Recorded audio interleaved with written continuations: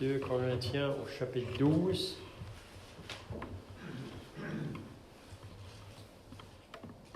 Puis on va lire à partir du verset, peut-être qu'on pourrait juste lire le verset 14 là, pour avoir la pensée de Paul.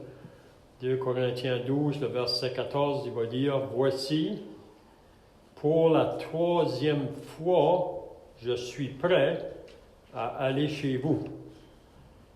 Et je ne serai point à votre charge, car ce ne sont pas vos biens que je cherche, c'est vous-même. » Maintenant, on va aller au verset 19. Il dit, « Vous vous imaginez depuis longtemps que nous nous justifions auprès de vous.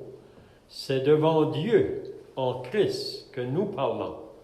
Et tout cela, bien-aimés, nous le disons pour votre édification. Car je crains... » Donc, Paul parle de ce 3e voyage qu'il devrait faire pour venir les visiter, mais il voudrait, avant d'arriver là, que les Corinthiens pourraient vraiment mettre les choses en ordre dans leur vie avant qu'il arrive. On sait qu'il avait déjà écrit la première lettre, là il écrit la 2e lettre. On sait, après la première lettre, beaucoup se sont repentis, se sont été restaurés, si on peut dire, mais il y en avait encore qui traînaient, si on peut dire, en arrière. Puis en terminant sa 2e lettre, là, il veut leur faire comprendre qu'il va aller les visiter, puis il voudrait les trouver vraiment en bon état. Mais, il dit au verset 20, « Car je crains de ne pas vous trouver à mon arrivée tel que je voudrais. » Donc, c'est une certaine crainte de Paul, que quand il va arriver là, il ne voudrait pas les trouver tels qu'il voudrait. Et d'être moi-même trouvé par vous tel que vous ne voudriez pas. Je crains de trouver des querelles. On avait vu ça dans la première épître aux Corinthiens, que Paul avait dit dans 1 Corinthiens 3, parce qu'ils étaient charnels, qu'il y avait des querelles parmi eux autres, il y avait des jalousies, il y avait des divisions, il y avait des disputes. Donc, il craint toujours que quand il va arriver là, il pourra encore trouver ça. Mais il ne voudrait pas. Mais il dit, je crains de trouver des querelles, de la jalousie, des animosités, des rivalités, des médisances, il y a certaines versions qui disent des cabales, mais des médisances, des calomnies, de l'orgueil, des troubles. Je crains qu'à mon arrivée, mon Dieu ne m'humilie de nouveau à votre sujet, et que je n'ai à pleurer sur plusieurs de ceux qui ont péché précédemment, et qui ne se sont pas repentis de l'impureté, de la débauche, des dérèglements auxquels ils se sont livrés. Donc, il répète de nouveau, « Je vais chez vous pour la 3e fois. Toute affaire se réglera sur la déclaration de 2 ou de 3 témoins. Lorsque j'étais présent pour la 2e fois ou la 2e fois, j'ai déjà dit, et aujourd'hui que je suis absent, je dis encore d'avance à ceux qui ont péché précédemment et à tous les autres que si je retourne chez vous, je n'userai d'aucun ménagement.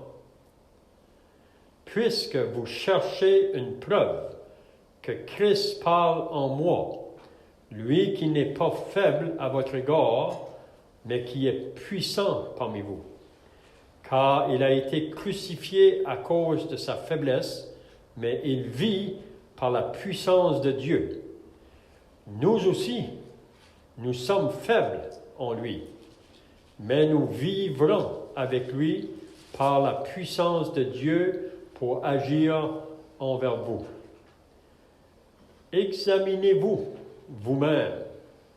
Donc, Paul demande aux chrétiens de porter un jugement sur eux-mêmes. Examinez-vous vous-même pour savoir si vous êtes dans la foi.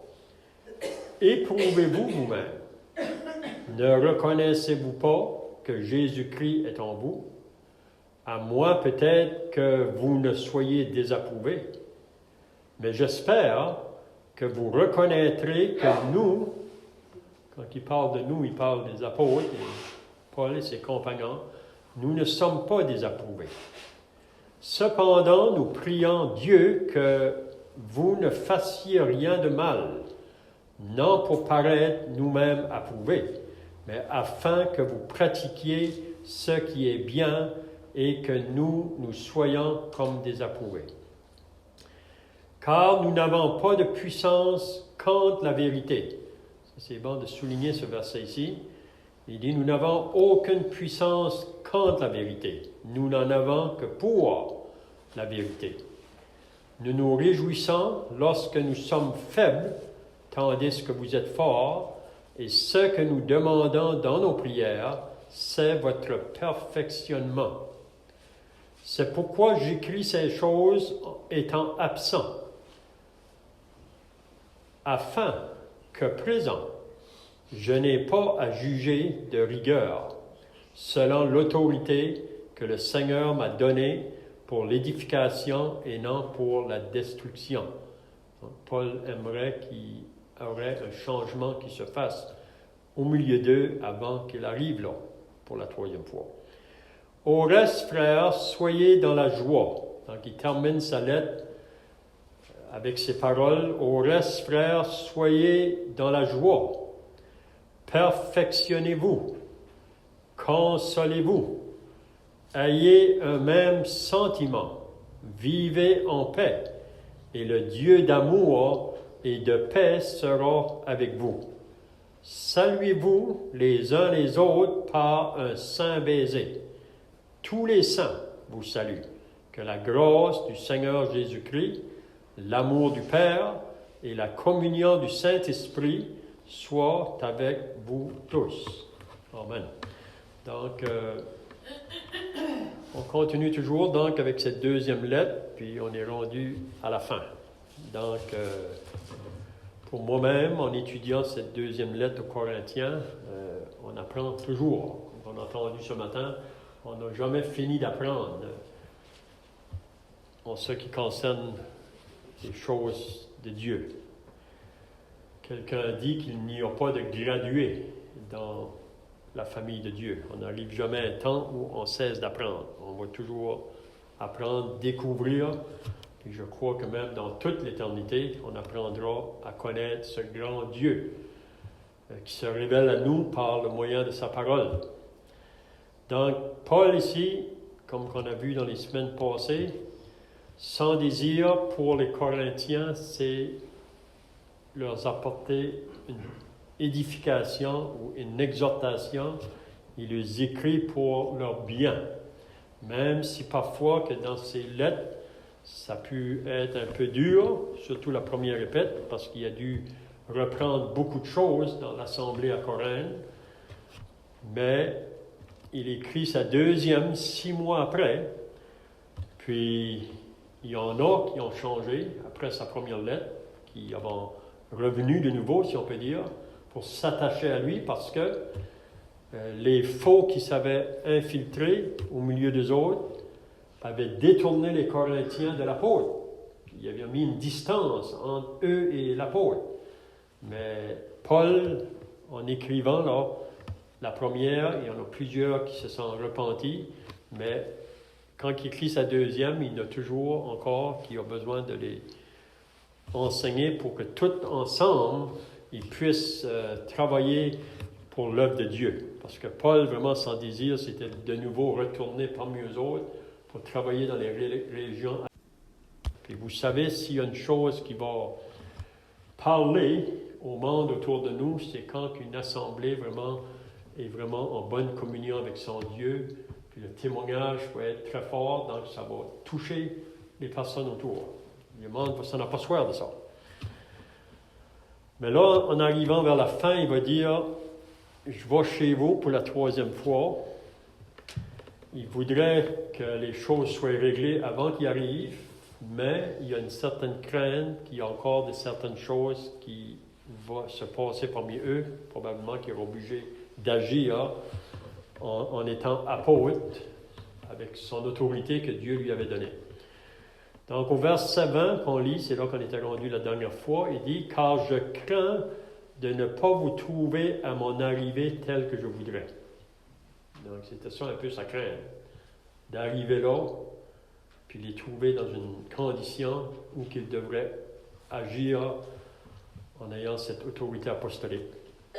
Puis il dit « Et d'être moi-même trouvé par vous tel que vous ne voudriez pas. » Il dit « Je voudrais pas que quand j'arrive chez vous, je suis obligé d'utiliser cette verbe, cette autorité apostolique. Je ne voudrais pas que vous me trouviez de même, il dit. Puis là, il dit des raisons. Pourquoi? Il dit, je crains de trouver des querelles. Des querelles. Est-ce que c'est possible d'avoir des querelles entre les enfants de Dieu? Oui, c'est possible. La raison que c'est possible, c'est parce que toujours en nous, cette nature charnelle qui s'oppose aux choses de l'Esprit de Dieu. Donc, il peut y avoir encore des querelles. Il y en avait à Corinthe. Si vous lisez la première épître au chapitre 6, Paul a dû reprendre des conflits qu'il y avait entre les chrétiens, même qui s'amenaient en cours parmi les inconvertis. Plutôt régler les choses entre eux autres, il allait vers les gens inconvertis pour régler leurs problèmes.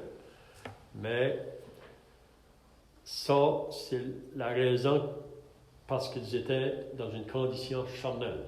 Vous savez, on est exhorté dans l'Épître aux Galates de marcher selon l'Esprit afin de ne pas accomplir les désirs de la chair ou les œuvres de la chair qui sont contraires à l'Esprit de Dieu. Comme on avait dit dernièrement, pour moi, la seule manière qu'on peut avoir la victoire, parce qu'on a 3 ennemis à combattre. Il y a le diable, le monde et la chair en nous. Puis je crois que l'ennemi le plus proche de nous, c'est la chair. Puis la seule manière pour moi qu'on peut combattre la chair, c'est une marche par l'Esprit. Donc une marche par l'Esprit, pour moi, c'est une marche en communion avec Dieu de jour en jour. Maintenir notre communion avec Dieu de jour en jour. Parce que si on commence à négliger la communion, c'est-à-dire la lecture de la parole, la prière, l'importance de confesser nos péchés, le moment qu'on est conscient qu'il y a un péché qui prend place, parce que le péché attriste le Saint-Esprit, puis aussi on perd la joie de notre communion avec Dieu si on permet le péché. Le moment qu'il est confessé, cette joie reprend, cette communion pleinement reprend, puis c'est de cette manière-là qu'on va être capable de pouvoir éviter les œuvres de la chair, ou mettre à côté les œuvres de la chair. Donc les querelles, ça appartient à la chair. Paul dit, je crains de trouver des querelles. Si on lirait dans l'épître de Jacques, au chapitre 4, Jacques demande la question, d'où viennent les querelles et les disputes parmi vous? Il dit ça dans l'épître de Jacques. Il dit la raison pourquoi. Pourquoi est-ce que ces choses-là se font parmi eux? Donc je crains de trouver des querelles, des jalousies. Vous savez, la jalousie, ça c'est dans chacun de nous autres, ça. Vous savez, c'est dans la chair. Être jaloux d'un autre. Vous savez, un autre, parce que vous savez, Dieu a du travail pour chacun de nous. Vous savez, il a donné un don spirituel à chaque frère et sœur, puis les dons qu'il nous a donnés, c'est pour l'utilité de tous. Vous savez. Donc, s'il m'a donné un don, c'est pas pour moi, c'est pour que je puisse l'utiliser pour le bien-être de tous, de tout le peuple. Donc, on ne devrait pas avoir de jalousie entre nous. Chacun a une œuvre ou un appel de Dieu pour une certaine chose. Donc, on travaille ensemble pour l'œuvre de Dieu. Mais à Corinthe, comme j'ai dit tout à l'heure, la chair, elle, veut toujours produire ces choses-là. Les querelles, les jalousies, des animosités, des rivalités ou des divisions, il y avait ça à Corinthe, des médisances. Des médisances, vous savez, c'est parler de quelque chose qui est vrai de quelqu'un. C'est vrai, il fait cette chose-là, mais j'en parle ou je médite avec les autres pour nuire la personne, nuire la réputation de mon frère ou ma sœur. Donc ça ne devrait pas se faire. Les calomnies, ça c'est dire quelque chose de faux de quelqu'un. Mais c'est toujours dans le même but, là, c'est dans le but de nuire la personne. Donc on sait que Pierre nous dit dans son épître que le monde autour va calomnier les chrétiens. Pourquoi ils vont calomnier les chrétiens? Il dit c'est parce qu'on ne participe plus avec eux autres dans le même débordement de débauche qu'on marchait avec autrefois.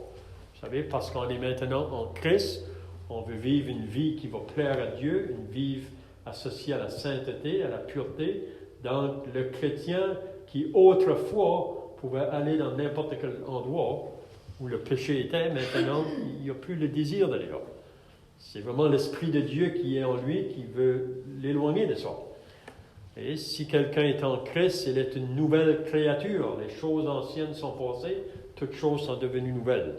Donc maintenant, vous savez, avant d'être sauvé au travail, on s'amusait avec les hommes autour de nous, là, c'est nos collègues. Puis les fins de semaine, on voulait sortir pour aller s'amuser. Mais maintenant qu'on est sauvé, nous, chrétiens, on n'a plus le désir d'aller dans ces endroits-là. Puis les autres vont nous calomnier à cause de ça. Ils vont dire des choses même fausses des chrétiens. Vous savez, on peut entendre toutes sortes de choses aujourd'hui. Le monde entend toutes sortes de choses à propos des chrétiens, mais souvent c'est faux. Donc, ensuite, il va dire de l'orgueil, des troubles. Donc, Paul dit qu'il craignait que quand il va aller là pour la 3e fois à Corinthe, il va encore voir ces choses-là se manifester par quelques-uns, mais il ne voudrait pas. C'est pour ça qu'il écrit, pour qu'il puisse y avoir un changement dans leur vie, pour abandonner les choses qui appartiennent à la chair. Il dit, « Je crains qu'à mon arrivée, mon Dieu ne m'humilie de nouveau à votre sujet. » Donc, Paul, vraiment, en allant là, puis trouver ces choses-là, ça porte comme une humiliation sur lui. Et que je n'ai à pleurer sur plusieurs de ceux qui ont péché précédemment et qui ne se sont pas repentis de l'impureté, de la débauche et des dérèglements auxquels ils se sont livrés. Donc, c'est pas trop bien. Vous savez, les chrétiens encore se permettaient probablement d'aller dans des endroits qui n'étaient pas conformes à un enfant de Dieu. Puis ils tombaient dans des péchés encore de la chair. C'est comme Paul avait dit dans le premier épître, que celui qui est debout prenne garde de tomber.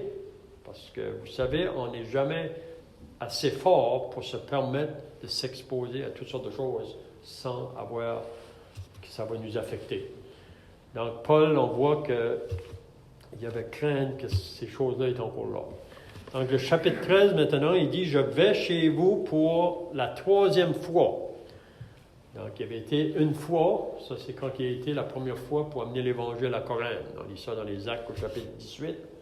C'était au début de son 3e voyage missionnaire. Il était allé là. Il a été une 2e fois. On ne voit pas vraiment en détail quand il est allé la 2e fois.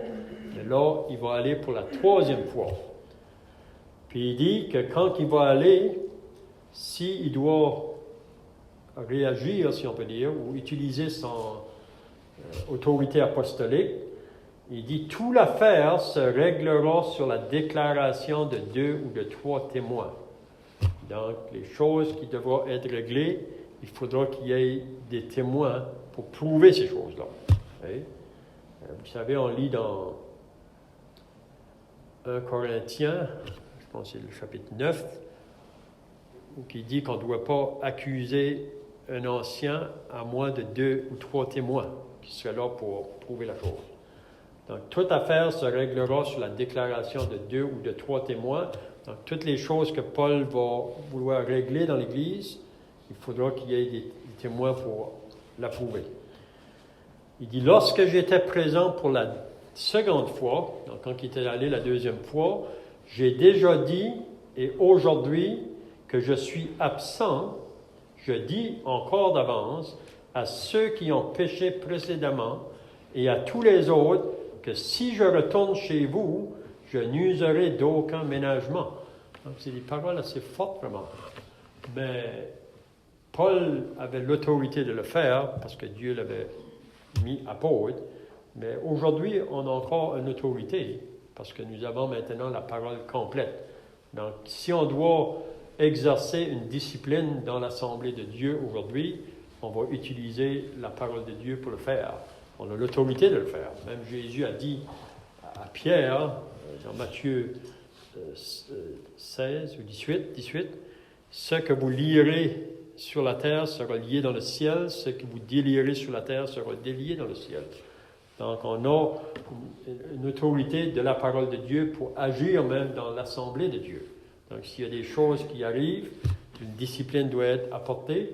C'est pas toujours plaisant, mais il faut que ça soit fait. C'est un peu comme dans une famille, vous savez, avec des enfants. Il y a des temps qu'il faut qu'on parle avec les enfants, mais parfois les enfants ne vont pas écouter. On parle une deuxième fois, ils n'écoutent pas. Mais là, on dit souvent qu'il faut mettre le pied à terre. Donc, le papa va se lever, puis il va mettre les choses devant les enfants. Il faut que les choses changent, on peut dire, dans la maison. Donc, c'est la même chose ici, ce que Paul veut dire concernant les croyants à Corinthe. Parce que dans l'Église, dans l'Assemblée de Dieu, on ne vit pas comme qu'on veut vivre. Vous savez, même Paul dit ça dans la première épître de Timothée, là. Il dit comment il faut se conduire dans la maison de Dieu, une conduite appropriée à la maison de Dieu. Donc, il dit, donc, je n'userai d'aucun ménagement, qu'il dit, si je dois aller. Puis il y a encore ces choses-là qui se passent. Puisque vous cherchez une preuve que Christ parle en moi, lui qui n'est pas faible à votre égard, mais qui est puissant parmi vous. Donc, il dit, puisque vous cherchez une preuve que Dieu parle au travers de moi. Si vous cherchez cette preuve, vous allez la voir. Si je vais parmi vous, je vais agir. Car, en parlant de Jésus, il a été crucifié à cause de sa faiblesse. Vraiment, quand on regarde Jésus sur la croix, on dirait que ça paraît quelque chose qui est faible, qui n'a pas de valeur, qui n'a pas aucune puissance, mais c'est le contraire. C'est dans cette faiblesse-là vraiment qu'il a manifesté sa puissance, qu'il a été crucifié à cause de sa faiblesse, mais il vit par la puissance de Dieu. Nous aussi, nous sommes faibles. Parce que même Paul, vous savez, ça dit, quand il était au milieu des autres, c'est comme s'il était faible, qu'il était sans défense ou sans force. Puis dans ses lettres, ils disent qu'il trouvait qu'il était dur. Mais il dit, j'aimerais que vous saviez que, soit que j'écris dans les lettres, quand je suis le même personne. Je ne suis pas différent. Donc il dit, car il a été crucifié, nous aussi nous sommes faibles en lui, mais nous vivrons avec lui par la puissance de Dieu pour agir envers vous. Là maintenant, il va demander aux chrétiens de Corinthe de s'examiner ou porter un jugement sur eux autres. Vous savez, c'est bien, chacun de nous, les enfants de Dieu, qu'on se juge de temps en temps. Vous savez, qu'on s'examine. Même on devrait le faire chaque semaine, avant de venir prendre le repas du Seigneur. Même, vous savez, à Corinthe, ils prenaient le repas du Seigneur indignement. On lit ça dans 1 Corinthiens 11. Il y a des choses dans leur vie qui n'étaient pas réglées. Puis ils allaient s'asseoir à la table du Seigneur. Puis si vous lisez 1 Corinthiens 11, Dieu avait déjà commencé à juger dans l'Église. Mais Paul avait dit que si vous seriez jugés avant d'aller vous asseoir à la table du Seigneur, vous-même, vous auriez pu mettre les choses de côté que vous fassiez là. Puis Dieu n'aurait pas eu besoin de juger parmi vous. C'est un peu la même chose qu'il veut nous dire.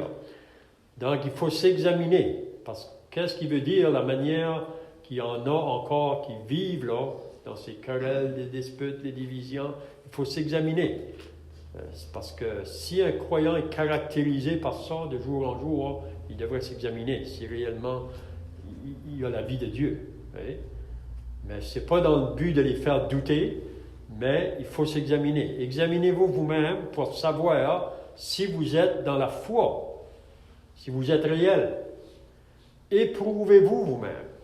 Et on pense aux paroles de David dans le psaume 139, le dernier verset, il dit « Sonde-moi, ô Dieu, et connais mon cœur, éprouve-moi et connais mes pensées. Et regarde si je suis sur une mauvaise voie et enseigne-moi la voie de la vérité. » Donc, on doit le faire, s'examiner de jour en jour, parce qu'on sait qu'on branche toutes de plusieurs manières, soit en parole, en pensée, en action, même inconsciemment parfois. On fait des choses sans s'en rendre compte, mais ce n'est pas tout à fait selon la volonté de Dieu. Donc on s'examine, on se juge, on confesse s'il y a des choses qui ne sont pas en bon ordre.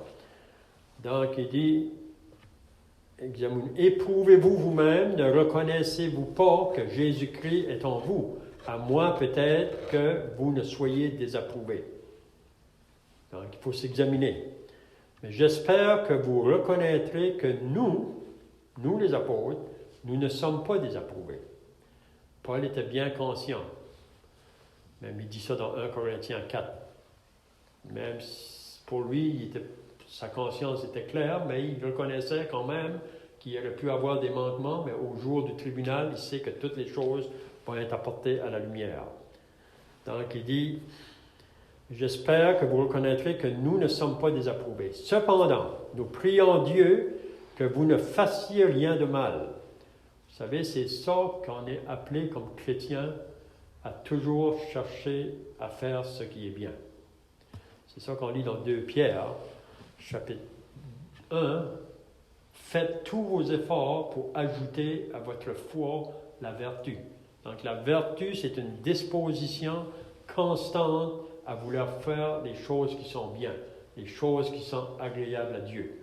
Puis ça, c'est contraire à la nature humaine. C'est contraire à la chair qui habite en nous.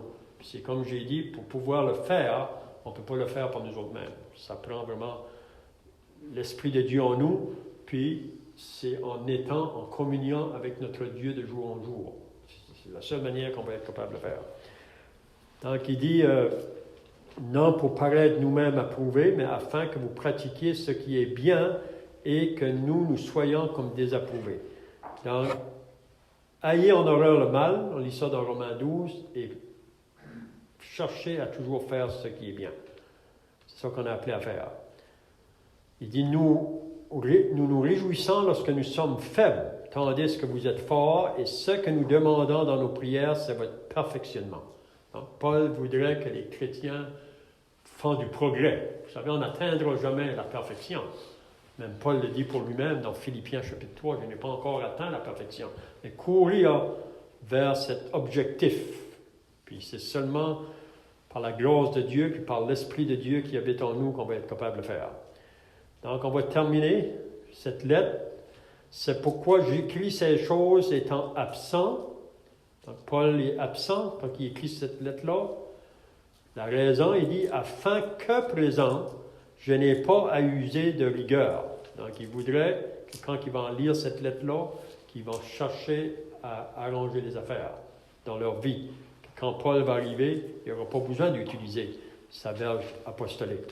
C'est comme des parents qui disent aux enfants, on va sortir là, mais on voudrait que vous gardiez les affaires en ordre dans la maison si vous êtes là. Parce que si vous faites des choses qui ne sont pas correctes, mais qu'on arrive, on est obligé d'utiliser la discipline ou une certaine correction. Donc c'est ça que Paul leur dit. Selon l'autorité que le Seigneur m'a donnée pour l'édification et non pour la destruction. Paul veut le bien de ses croyants. On termine, au reste, frères. Donc c'est beau quand il termine. Au reste, frères, soyez dans la joie.